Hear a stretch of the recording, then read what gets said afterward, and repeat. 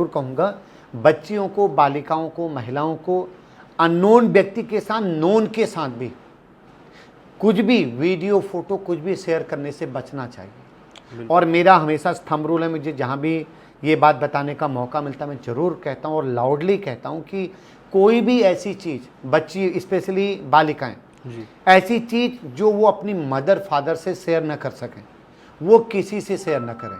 वो कितनी close friend हो, कितना ही अच्छा हो या बहुत ही डियर फ्रेंड हो, नथिंग। क्योंकि आज आपकी शेयर की चीज़ हो सकता है 1 महीने बाद, 1 साल के बाद आपके लिए बहुत बड़ा प्रॉब्लम क्रिएट कर दे। क्योंकि हम इससे यूज टू हैं। हमारे ऑफिस में हर दिन थाने चौकी सब अगर मिला के चलें तो 20-25 के रोज के आते हैं कि साहब मेरी इससे ऐसी दोस्ती थी, पहला हमारा ये होता था, आज ये इसको वायरल करने की धमकी दे रहा है या वायरल कर रहा है। तो please have to be very conscious और सीरियस कि जब भी आपको शेयर करें तो समझ लें कि क्या आपके मम्मी पापा इसको डाइजेस्ट कर लेंगे। अगर आप उनको शेयर करते हैं, उनको नहीं कर पाएंगे तो किसी से मत करिए। अगर आपका सुलझा हुआ या अच्छा दोस्त या पार्टनर होगा, समझेगा कि हाँ समझदार मेरी दोस्त है, और अगर उसको जबरन आपसे चाहिए तो इसका मतलब है कि कुछ न कुछ उसके पीछे काला है। और सर इस तरह के क्राइम बहुत बढ़ रहे हैं इन दिनों, आपने भी बताया कि इतने डेली केसेस आ रहे हैं। आप जैसे जिम्मेदार अधिकारी लगातार अवेयर कर भी रहे हैं लोगों को, लेकिन क्यों ऐसा है कि लोग या बच्चे जो हैं वो नहीं समझ पा रहे? क्योंकि ये बहुत गंभीर विषय है आज के वक्त में। यही ना, ये जो एप्स की दुनिया, सोशल मीडिया की दुनिया, जो मायावी दुनिया, कॉलेजेस में, स्कूल्स में क्या प्रोग्राम नहीं चला जा सकते इस तरह के अवेयरनेस प्रोग्राम? नहीं, यस चलते हैं। वही मैंने बताया, मैं कम से कम, मुझे 1 साल होने वाला है तो मैं कम से कम 50 से ज़्यादा स्कूल कॉलेज जहाँ भी मुझे ऐसे बात करने का मौका मिलता है, हम जरूर बात करते हैं। वहाँ 200 बच्चे हों या 2000 हों, हमें लगता है कि वो अगर उन तक बात पहुँचेगी, अगर उनमें से 10% भी अवेयर हो गए तो उसका बहुत अच्छा इम्पैक्ट पड़ेगा। वो अपनी मदर फादर को बताएंगे। अगर उनको लगता है, मैं तो इसमें ये भी कहता हूँ कि हम अपने ये जो अवेयरनेस कैंपेन होती है इसमें बच्चों के बिहेवियर को लेके भी माँ बाप को अवेयर करते हैं कि अगर आपको लगता है कि आपका बच्चा बहुत अच्छा रन कर रहा था और अचानक 1-2 महीना, 6 महीने से उसके परफॉर्मेंस में, उसके आउटपुट में ड्रेस्टिक चेंज आया, वो गुमसुम रहने लग गया, वो आपसे थोड़ा बच के चल रहा है, या उसका स्कूल में कुछ नेगेटिव किए, अब पढ़ने में वैसा नहीं रहा, इसका ध्यान कहीं और रहता है, तो हमारे कान उसी समय खड़े होने चाहिए। इसका मतलब इंटरनेट की दुनिया में कुछ गलत उसके साथ वो फेस कर रहा है। मैं ये नहीं कह रहा हूँ कि उसके साथ हो गया, वो फेस कर रहा है, तो उसी समय अलर्ट होना चाहिए।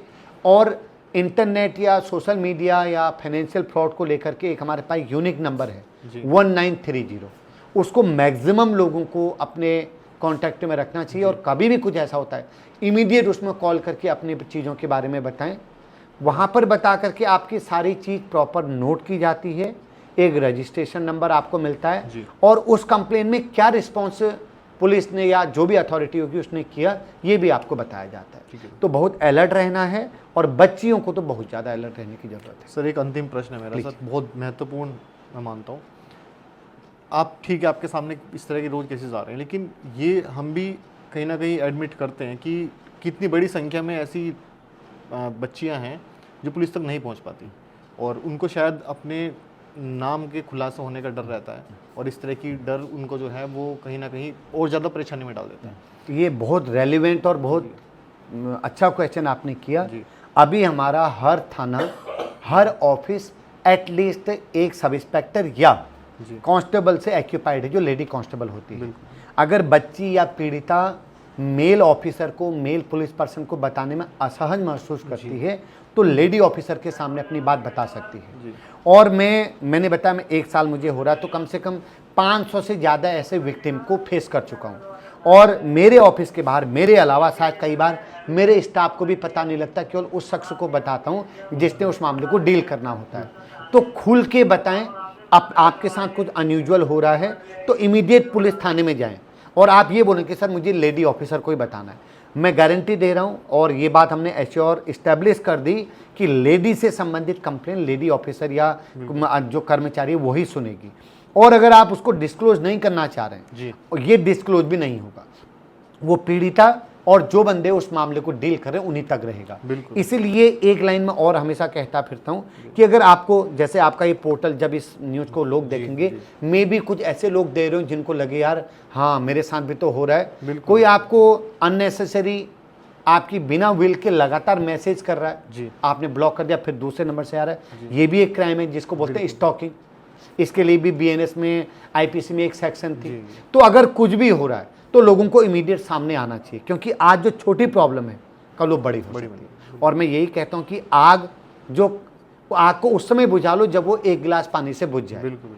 अगर उस समय नहीं बुझाई तो आग बहुत बड़ी होगी और वो बहुत कुछ खाक कर चुकी होती है। Thank you so much sir, आप बहुत महत्वपूर्ण बात सर ने बताई और उम्मीद करते हैं कि वाकई में ये हमारे दर्शकों के लिए बहुत कारगर साबित होगी। Thank you so much. Thank you.